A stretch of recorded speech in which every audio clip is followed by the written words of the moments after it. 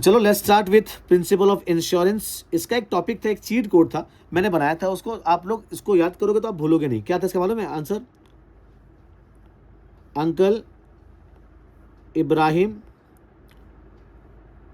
Is selling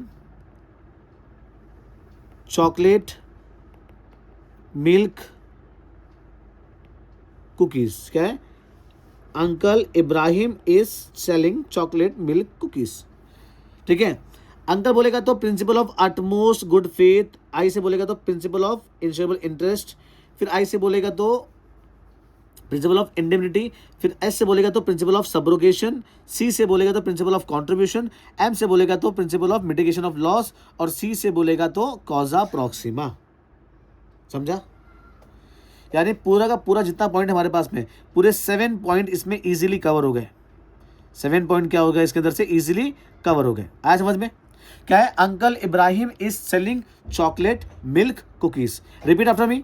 uncle Ibrahim is selling chocolate milk cookies. बेटा आपके घर पेरेंट देखेंगे ना, भैया क्या बोल रहा है ये मोबाइल में देख करके, उनको लग रहा है पागल हो गया तू, थोड़ा हो जा पागल तू। क्या है?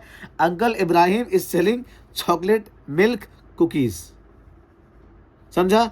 ये देखो, ये 7 पॉइंट ना बेटा आपका हो गया, आपके 8 मार्क्स डन हो गए इसके अंदर। ठीक है, आगे आ जाओ। पहला principal of utmost good faith. A utmost good faith क्या था मालूम है? भरोसा।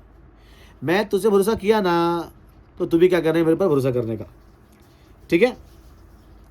तो अगर मैं जो तेरे से पूछ रहा हूं, तू मुझसे जो पूछ रहा है, वो सारी बात क्या होनी चाहिए? सेम सेम इक्वल सही बढ़िया होना चाहिए। In all type of insurance contract both the parties must have utmost good faith towards each other. The insurer मतलब कौन, और insured must be disclose all the facts clearly, completely and correctly. जो भी आपका है भैया मसला, इंश्योरर बोलेगा तो कौन, और इंश्योर्ड है ना। इंश्योरर बोलेगा तो कौन? इंश्योरेंस कंपनी वाला, और इंश्योर बोलेगा तो हम लोग। दोनों के बीच में जो ट्रांजेक्शन हो क्या होना सही होना चाहिए। आप अगर झूठ बोलोगे तो आप क्या करोगे? नियम को तोड़ रहे हो, जो कि सही बिल्कुल भी नहीं है। The insured must provide complete and clear correct information about the subject matter of the terms and condition. Similarly, the insurer must provide relevant information regarding the terms and conditions of the contract. Failure to provide complete, correct and clear information may lead to non-settlement of claim. For example, कि अगर मान लो कि मैंने बोला भाई मुझे बीमारी नहीं है, ये मान लो एक रामू है, ये बोला भाई मुझे ना मुझे हार्ट अटैक नहीं आता, मतलब मुझे नहीं आया, या मैं हेल्थ एकदम अच्छा है, इसने रिपोर्ट निकाला और मालूम पड़ा कि भाई इसको हार्ट अटैक आ चुका था या उसको प्रॉब्लम है हार्ट के लेकर के, और इसने डिस्क्लोज नहीं किया। जब बाद में मालूम पड़ा, अब मालूम पड़ने के बाद में इंश्योरेंस कंपनी इसको क्लेम नहीं करने वाली है, बिकॉज इसने क्या किया मालूम है? फेथ नहीं दिखाया ना, भरोसा नहीं दिखाया नहीं, इसने क्या किया? झूठ बोला। ठीक है, इसने क्या किया? झूठ बोला उसके अंदर। फिर आगे आ जा।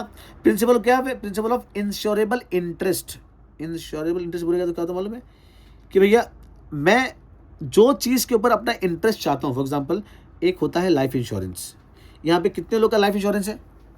आप लोग लाइफ इंश्योरेंस है या मेडिकल इंश्योरेंस है? तुम्हारे घर वाले तुमसे प्यार नहीं करते हैं। अच्छा, अनिका के घर वाले करते हैं।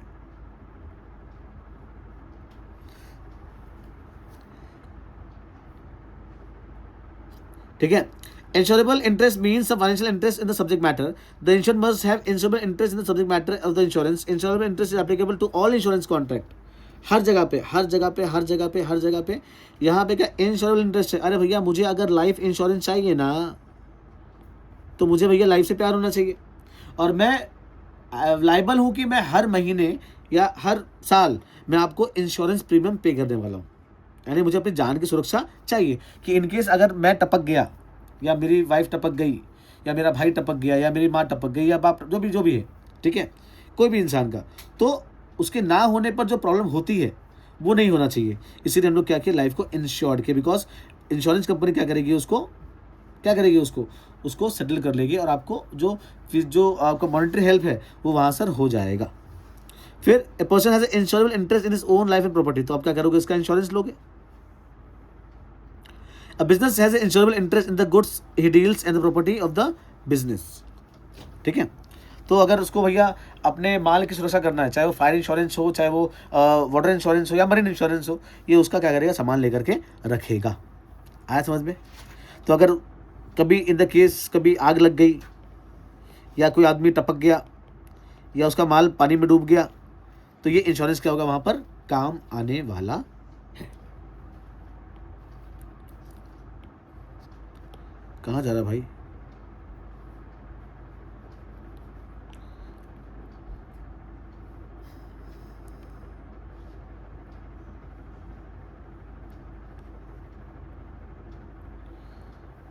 ठीक है,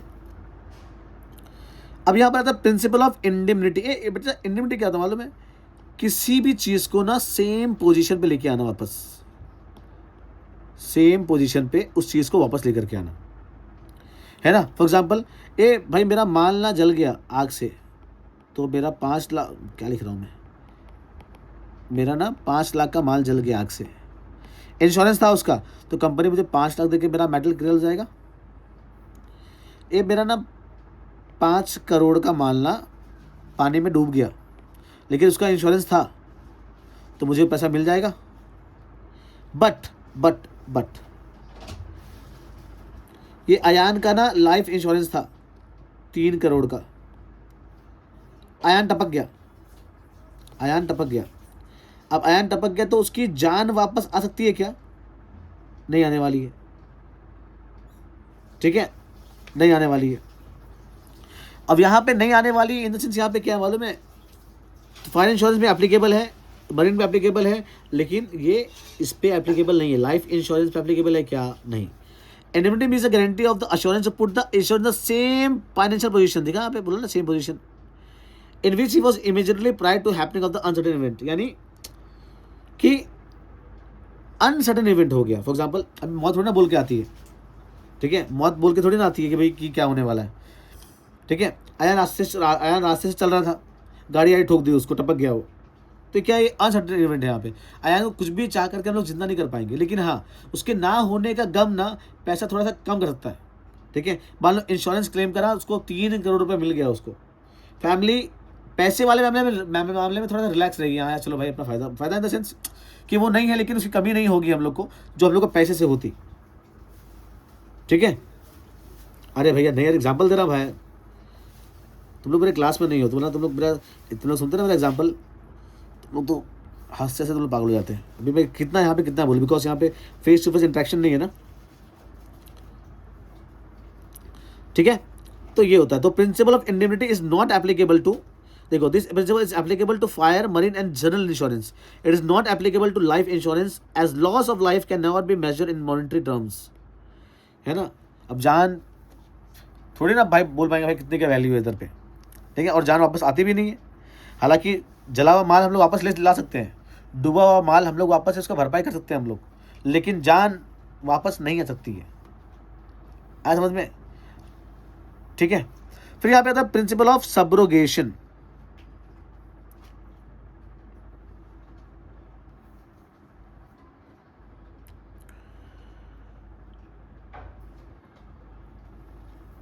आप सब्रोगेशन क्या बोलो, फॉर एग्जाम्पल कि मान लो ना, क्या बोलते हैं,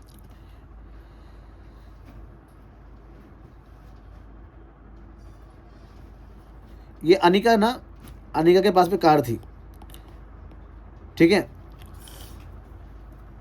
अब क्या हुआ, इसने कार अपनी पार्क की और पता नहीं कैसे कुछ शॉर्ट सर्किट हुआ, कुछ हुआ, इसका बैटरी गर्म वरम हुआ।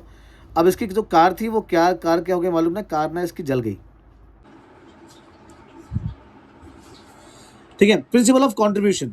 अब कंट्रीब्यूशन में क्या होता है मालूम है, दो कंपनी या दो इंश्योरेंस कंपनी मिलकर क्या करती है, एक पर्टिकुलर चीज को क्या करती है, निकालती है। फॉर एग्जाम्पल, अब मान लो कंपनी किसी को ना 10 लाख का नुकसान हो गया, ठीक है। एक कंपनी का रेशियो यहाँ पर 2 था, एक कंपनी रेशियो यहाँ पे कितना था, 1 था, ठीक है। तो जो 2 रेशियो वाला जो है, मान लो वो कितना करने वाला है, वो यहाँ पर 6.6 लाख भरने वाला है, बाकी वाला जो क्या करने वाला इधर पे, वो 3.3 लाख यहाँ पे क्या करने वाला, पे करने वाला है यहाँ पे। तो इस रेशियो से क्या हो रहा है, ये पूरा का पूरा काम आगे चलने वाला है। दो कंपनी मिल कर क्या करेगी यहाँ पे, उस चीज को पूरा का पूरा कंप्लीट करने वाली है। The principle of applicable to all contract of indemnity where insured has taken out more than one policy for same risk and subject matter. Under this principle, the insured can claim the compensation only to the extent of actual loss, either of the consumer or the insurers. If the one insurer pay the full compensation, then the insurer can claim proposed amount of insurance from the whom insured has taken the policy. तो यहाँ पर क्या होगा, वही same चीज, यहाँ पे आप लोग ने जिस जिस कॉन्ट्रीब्यूशन के हिसाब से उससे लोन लिया हुआ है, तो उसी हिसाब से आप लोग को उसको कंपनसेशन पे करना पड़ेगा, अगर उसके लिए या उसको कोई इंश्योरेंस की जरूरत पड़ती है तो अगर वहां पे आपने 10 लिया है, तो जो आपका रेशियो बनता है, दोनों बैंक या दोनों जो इंश्योरेंस कंपनी है उसके हिसाब से उस रेशियो को कंप्लीट करेगा। फिर यहाँ पे आता है मिटिगेशन ऑफ लॉस। अब मान लो आपकी कंपनी में ना आग लग रही है और आप एकदम बेफिक्र हो एकदम कि भैया क्या बोलते हैं, आग लग रही है और मेरा इंश्योरेंस पहले से रखा हुआ इधर पे, नहीं, आपको वहां पर लॉस को मिटिगेट करना पड़ेगा, यानी लॉस को रिड्यूस करना पड़ेगा, लॉस को कम करना पड़ेगा। लॉस नहीं कम करोगे आप, तो यहाँ पर ये दिखाया जाता है कि आपने पर्पसली उस चीज़ को बढ़ने का मौका दिया। फॉर एग्जाम्पल, अगर आपको आग लग रही कंपनी में, तो आपने कितना एफर्ट लिया, पानी डाला, आपने मिट्टी डाली उसके ऊपर कि उस आग को मैं क्या करूँ, बुझा दूँ उसको। लेकिन अगर आपने वो सब कुछ भी नहीं किया, तो आपको वहाँ पे क्लेम मिलने वाला नहीं है। ये प्रिंसिपल दिखाता है कि आपको लॉस को क्या करना, मालूम है, लॉस को मिटिगेट करना है, दिखाना है, इसको रिड्यूस करना है, कम करना है, ताकि आपका काम या आपकी जो चीज़ें हैं वो सही तरीके से हो जाए और इंश्योरेंस कंपनी आपको उसका क्लेम देगी, बिकॉज एक तरीके से आपने उस लॉस को कम होने के लिए एफर्ट लिया। आया समझ में? ठीक है, अभी देखो, insurer must always try to minimize the loss of property in case of uncertain event. The insurer must take all possible measures and necessary steps to control and reduce losses. Hence, it is responsible for the insurer to protect the property and avoid loss. For example, a house of Mr. Jain is on fire due to the short circuit. In case Mr. Jain cannot remain passive and must try to best save his house from the fire. Mr. Jain must be active and cannot watch his house burn just become house is insured. ऐसा नहीं कि आपका insurance है तो आप कुछ भी नहीं करोगे, आपको एफर्ट लेना पड़ेगा ताकि जो आग वगैरह जो लग रही है वहाँ पे, वो क्या हो जानी चाहिए, कम हो जानी चाहिए। एंड लास्ट फर्स्ट यहाँ पे आता है कॉजा प्रॉक्सिमा। अब ठीक है, अब जो आपका जो फर्स्ट कॉज रहेगा, फॉर एग्जाम्पल, ठीक है, आपका इंश्योरेंस ना दो कॉज से होता है, चाहे वो फायर हो, मरीन हो या कोई भी हो वहाँ पे, ठीक है। चलो क्या करते हैं, लोग उसको पढ़ के समझते क्या है। When loss is occurred by more than one causes, the proximate cause of loss should be taken into consideration and decide the liability of the insurer. तो जो proximate cause होगा, जो main cause होगा वो, the property is insured against some causes and not against all causes. In such cases, the proximate cause of loss should be found. If proximate cause is one and which is insured against the insurance company is bound to pay the compensation and vice versa. For example, कि अगर मैंने मान लो अपने घर को fire insurance से मैंने ensure कराया था, तो अगर घर में आग लगी है तभी मुझे क्लेम मिलने वाला है, वरना क्लेम मिलेगा क्या, नहीं मिलने वाला है। लेकिन अगर अगर अगर अगर अगर मेरा जो घर है वो क्या हो गया, पहले पानी में डूब रहा था, पानी में डूबने के कारण उसमें शॉर्ट सर्किट हुआ, शॉर्ट सर्किट होने के बाद में आग लगी, तो ये भी क्लेम होने वाला नहीं है, बिकॉज आपका जो इमीडिएट जो कॉज था वो क्या था, पानी था, हम इसको क्लेम करने वाले नहीं है। तो यहाँ पे जो आपका मेन कॉज है वो वही होना चाहिए जो कॉज जिसके लिए आपने क्या किया, इंश्योरेंस लिया हुआ है।